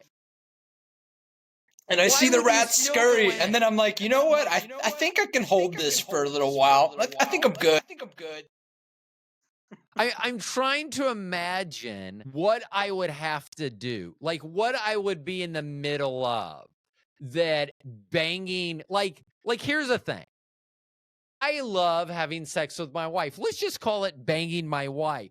But I don't want to scare rats away. And that's what I love most doing. So I can't think of anything less than that I'm going to. Oh my God. I would have loved to have seen your face. I would love to see my face if I was somewhere and they were like, bang for rats.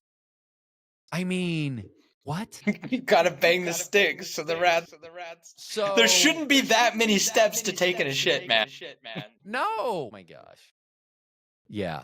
I mean, I'm not sure if I have the knees or balance anymore to do those holes in the floor, but I was watching, it was a TV show where this guy went from country to country. I don't remember what it was. I think it was a Ricky Gervais show where he sent someone, but it showed like this old man, and I think it was China, and they had just the hole in the floor, which I understand anatomically and everything. I mean, those work very well. It's actually like better for you. Yeah, in my younger days, prior to like knee replacement and a stroke, I would have been fine with those.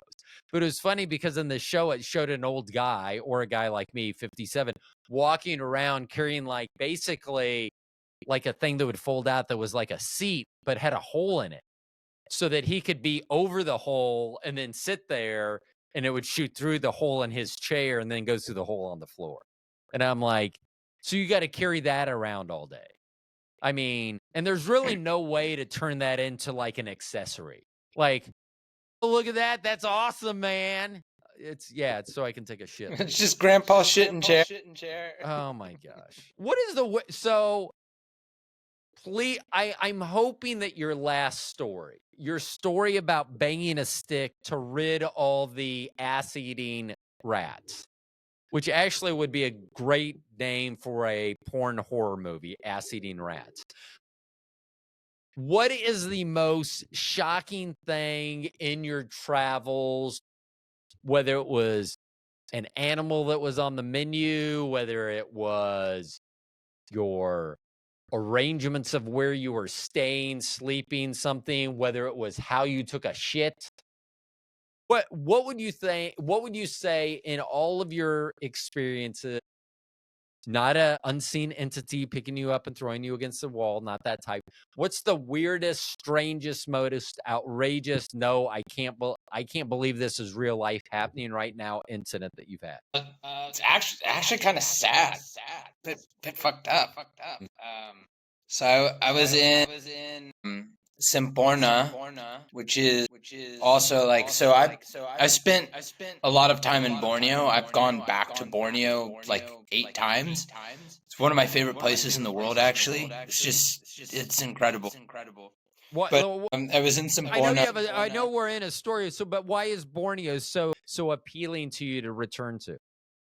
Well, one, they have what's called the poor man's Maldives, which that's the nickname they gave it. So, which is in Simporna, and they're islands that you could take a picture of it, and it would not be something you could differentiate from a picture of the Maldives.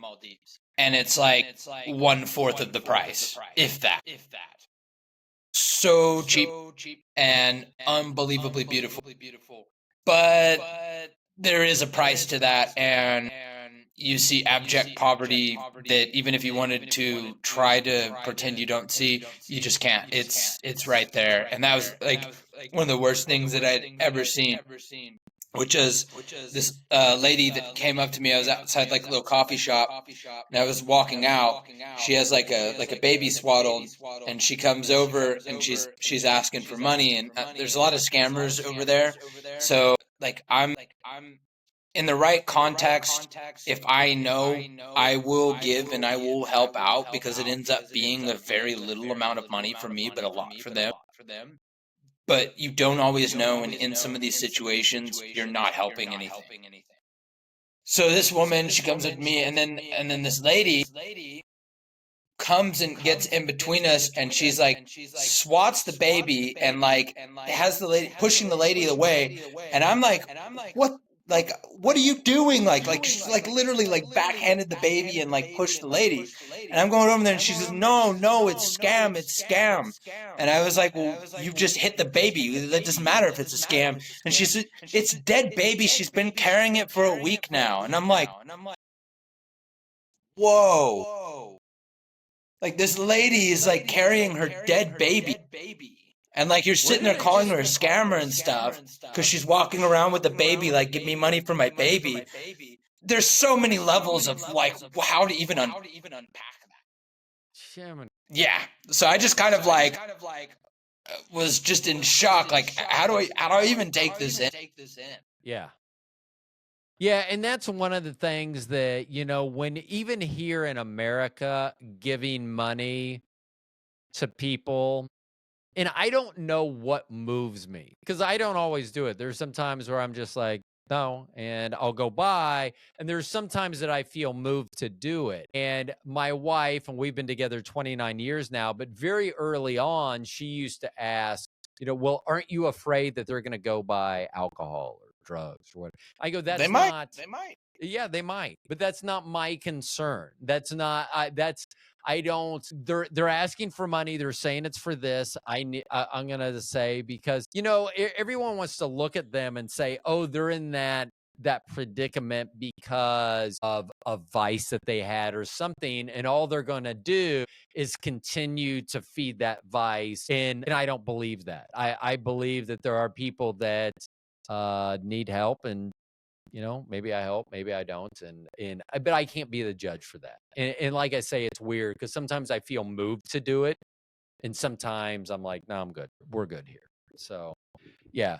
And I thought you were going to say my worst case scenario to that story, if you would have stopped before you said that there was a dead baby and said you're smacking the baby and she was mad, if you would have said, do you want to know why she was mad? I would have literally said, because it was a doll. It wasn't a real baby. It was fake.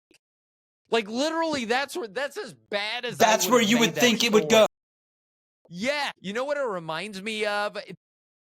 You telling me that story was almost as shocking. You're too young to remember this, but the original, the series MASH, the series finale.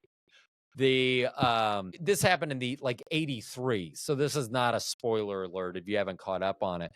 But Hawkeye is going through some medical because he's upset. And the whole reason you think he's upset is because a woman, they were on a bus, the Vietnamese were going by and they were all needing to be quiet. And she had a chicken in her lap and she suffocated this chicken to kill the chicken. So she killed the chicken so it wouldn't make any sound. Well, it ended up, you found out that it wasn't a chicken, it was a child. That the only way to save everyone on the bus, because this child was crying, was to smother this child against her chest.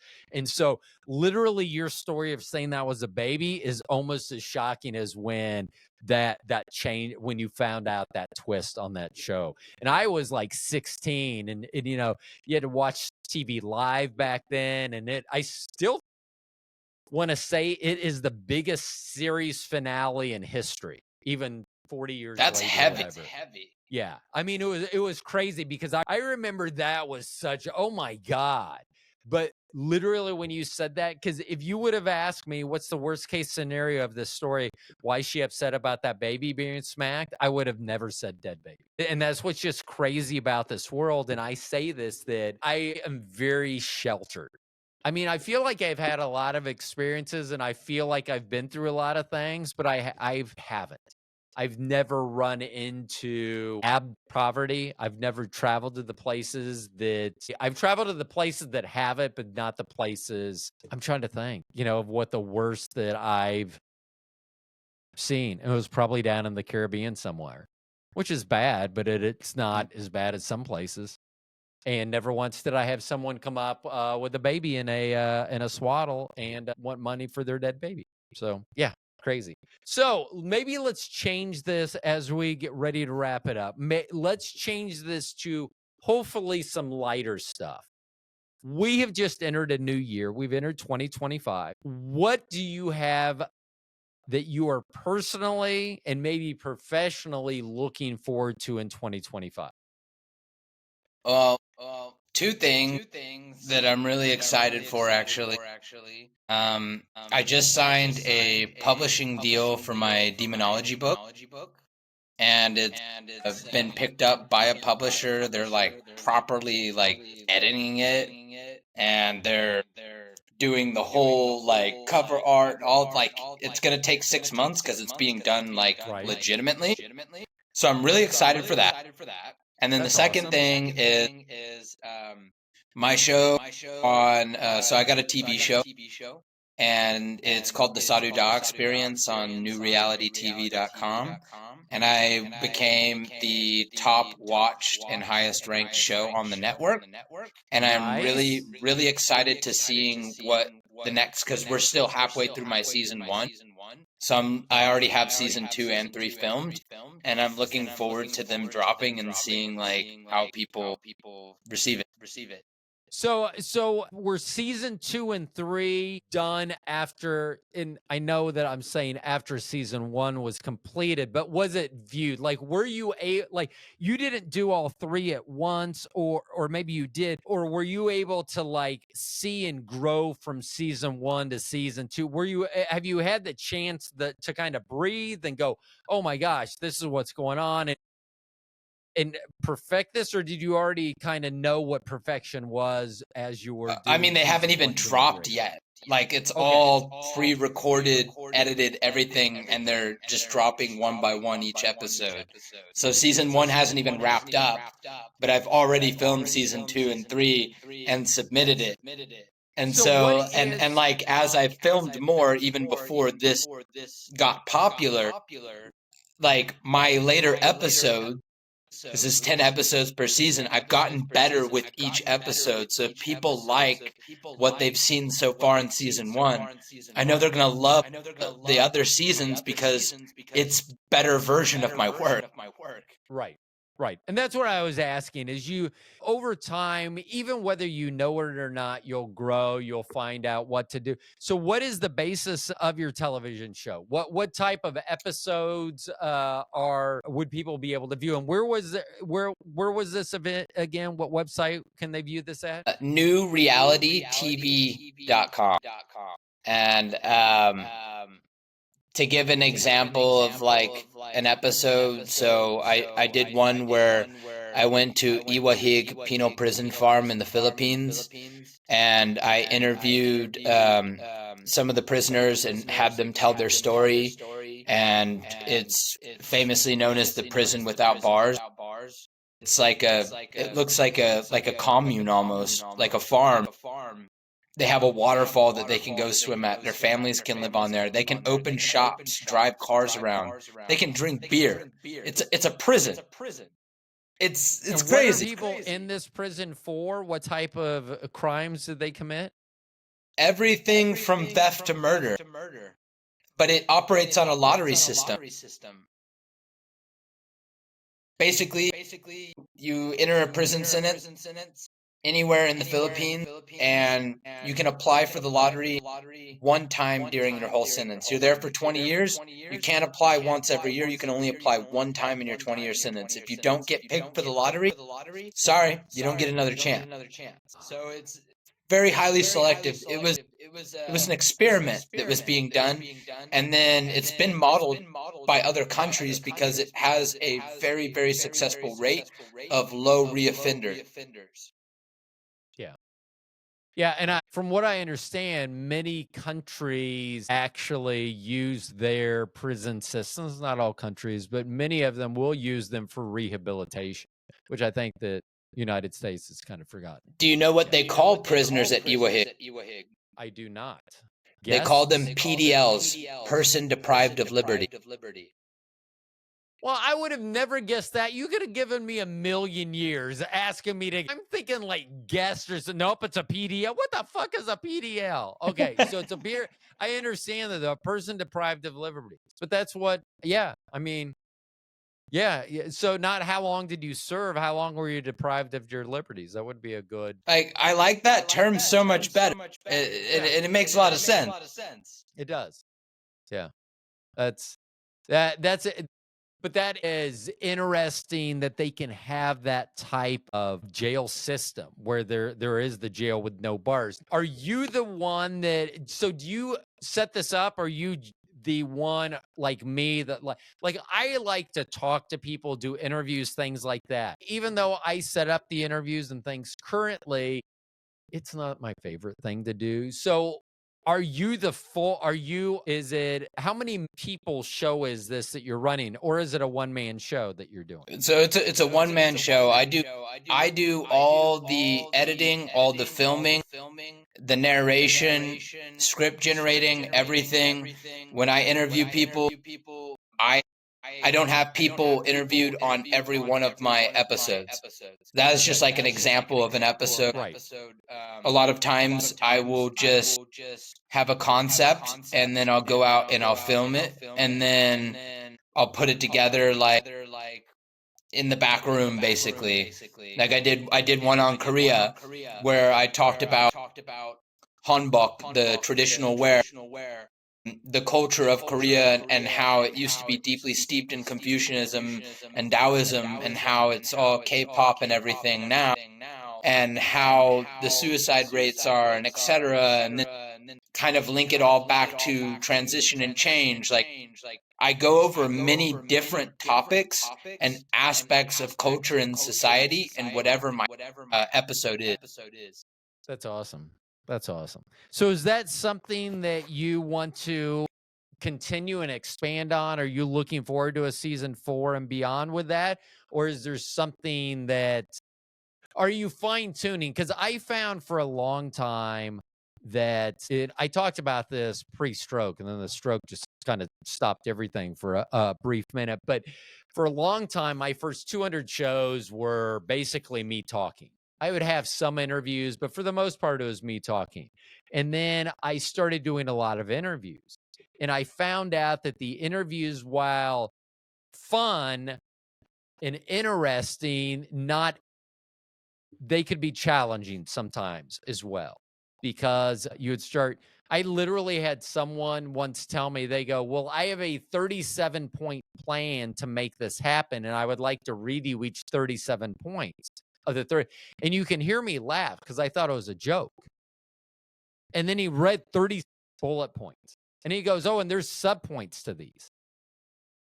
So I will just say, not everyone do I want to have back on and are interested in the story. So I've decided, as I grow, as I get into my late 300 shows, going into episode 400, that I'm going to do more solo shows, return to more solo shows, but have guests like yourself that I'm excited about talking to.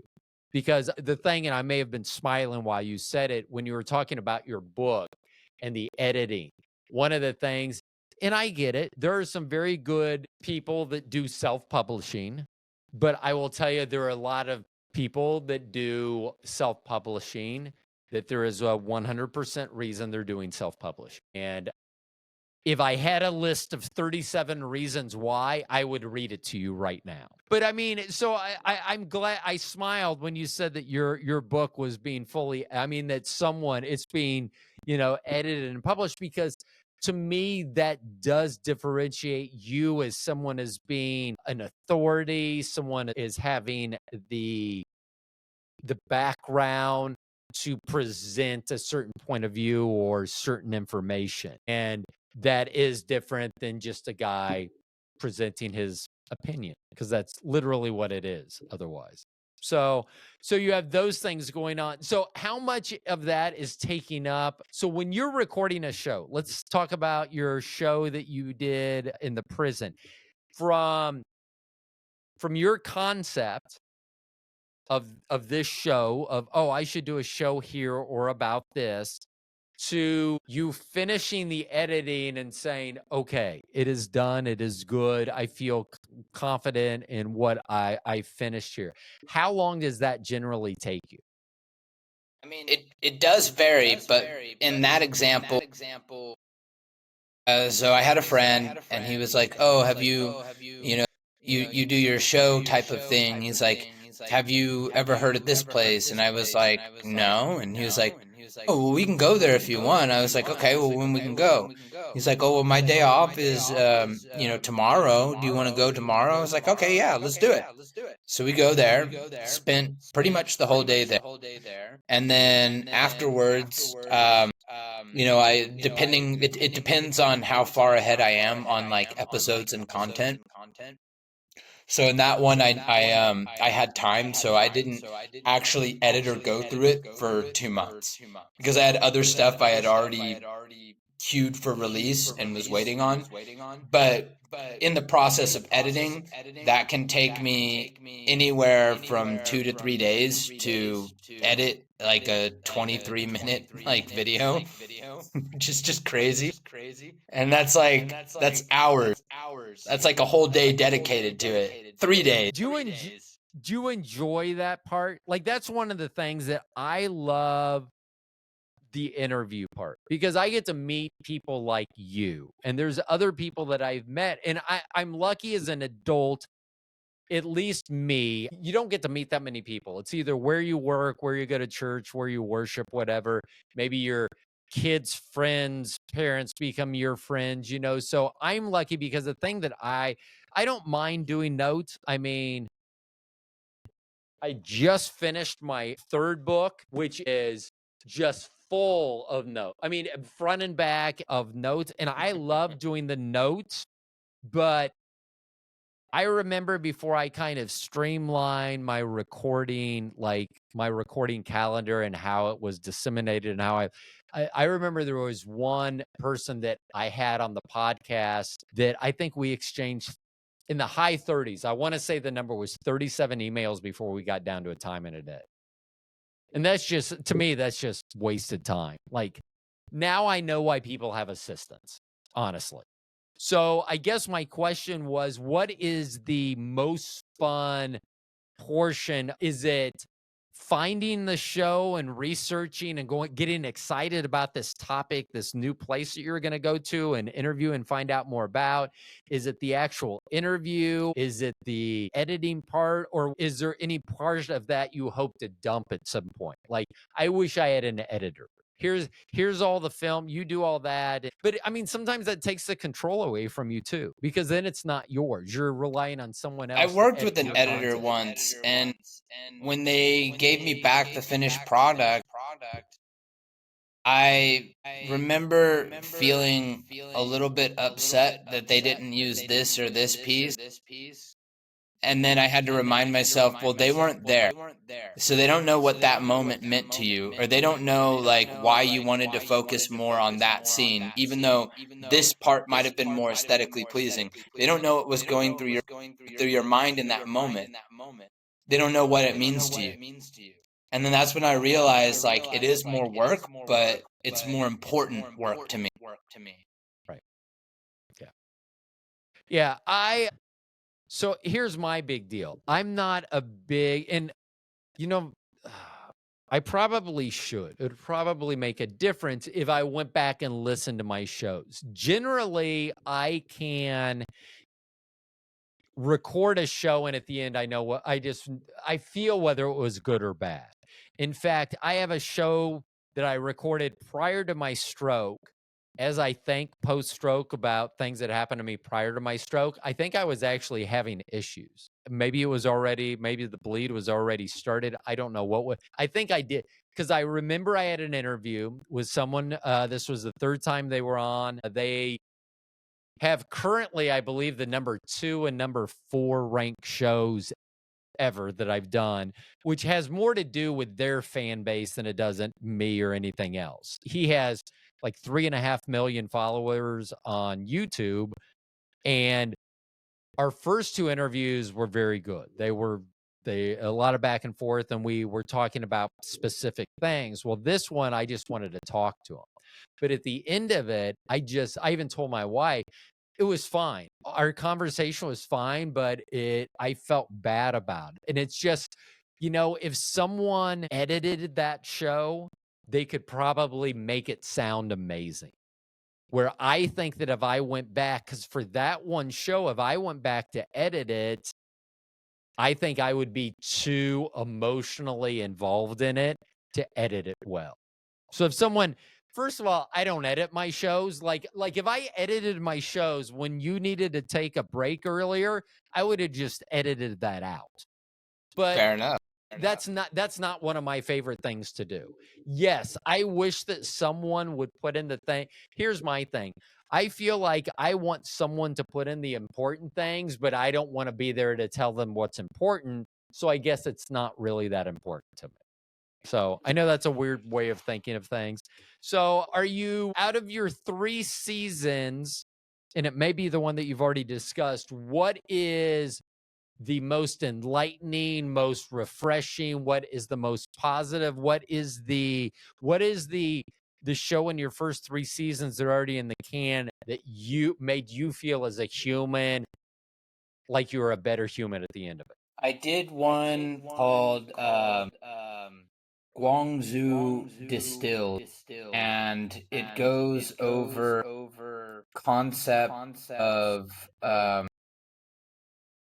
Japanese, like Shinto, Malaysian Taoism, old like Maoshun sect Taoism, and some of the teachings in China that come from the Tianshan, like Sacred Heart Mountain style of like Qigong. And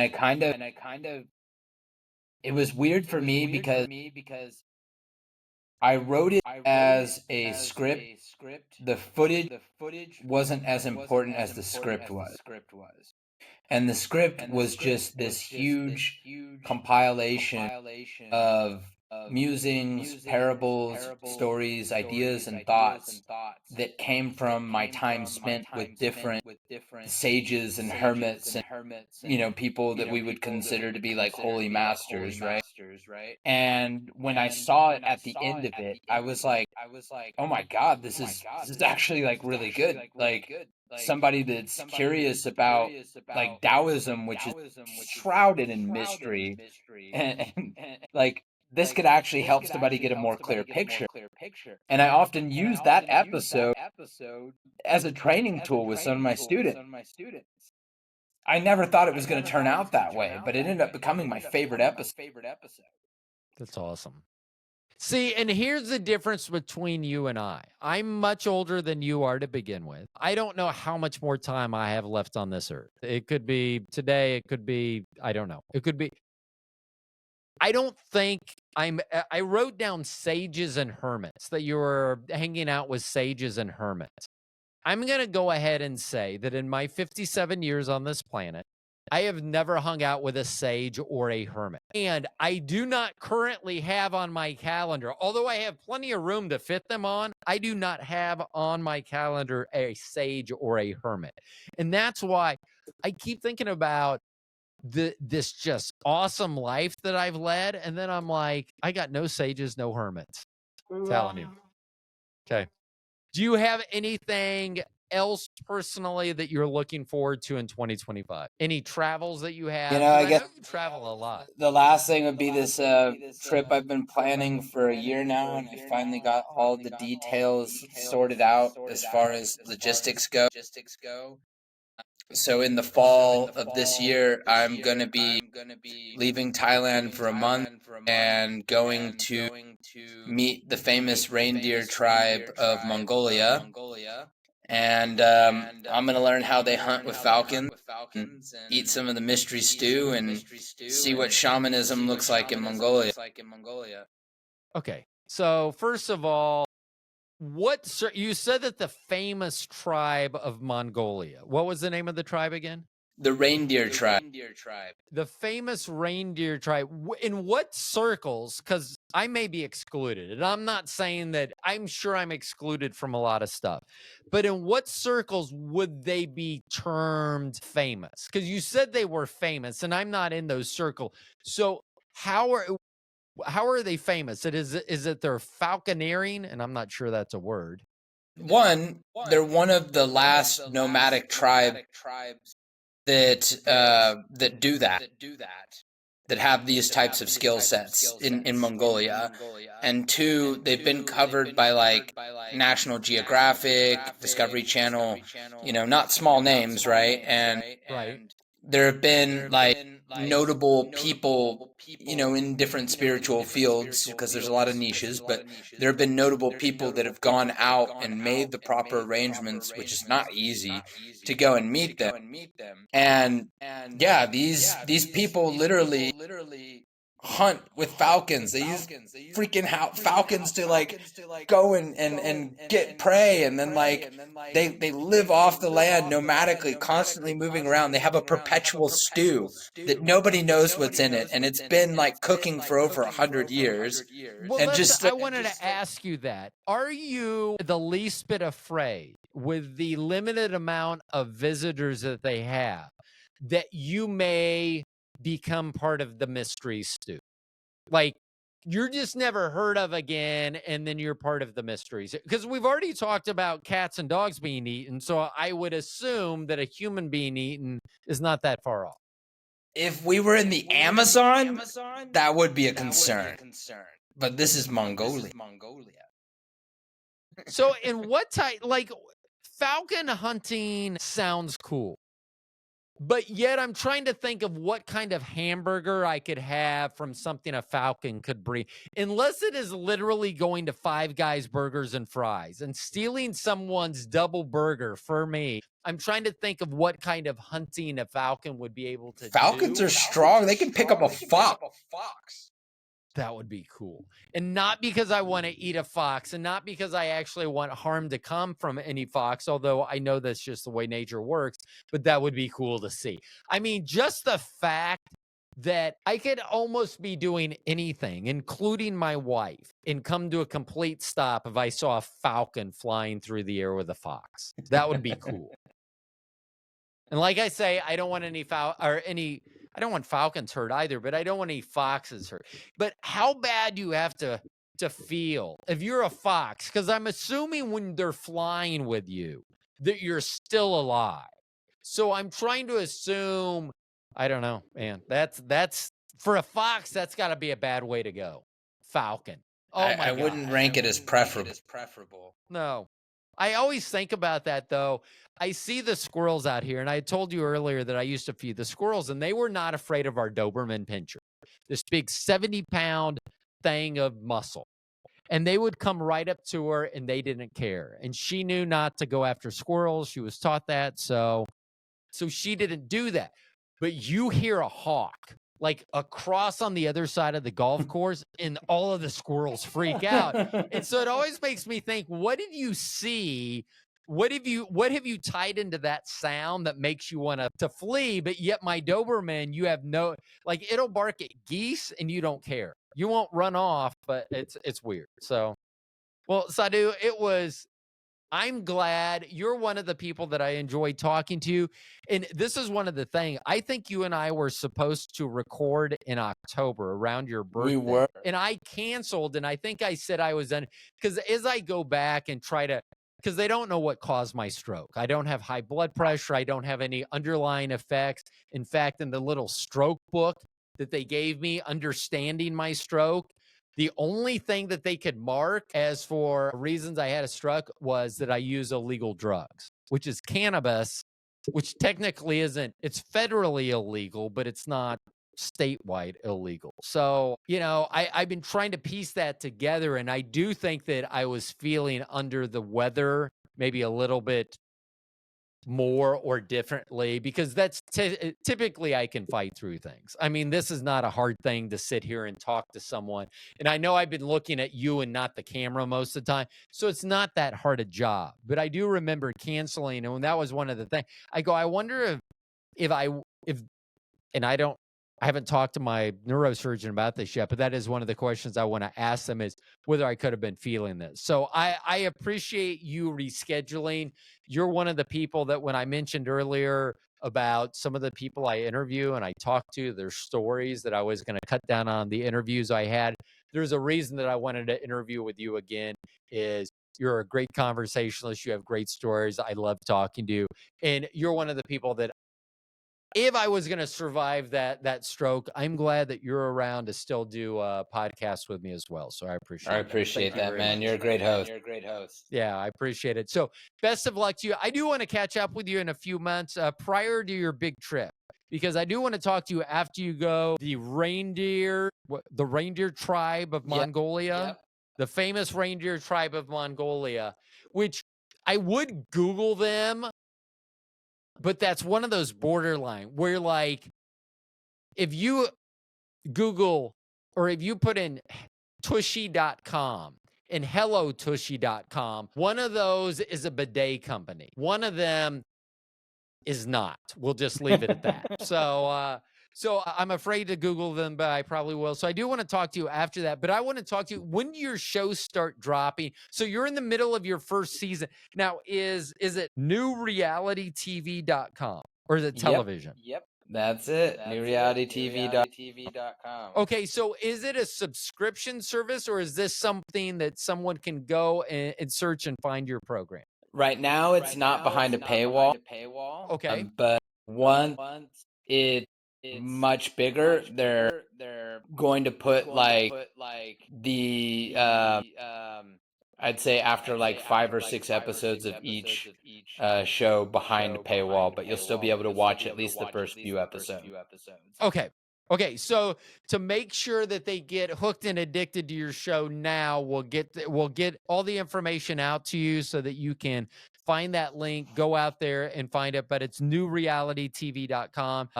And what's the name of the program? It's called the Sadhu Dah Experience. The Sadhu Dah Experience. So I'll make sure that is conveyed to through social media as well, so people can find that. Because like I say, you are very interesting to talk to.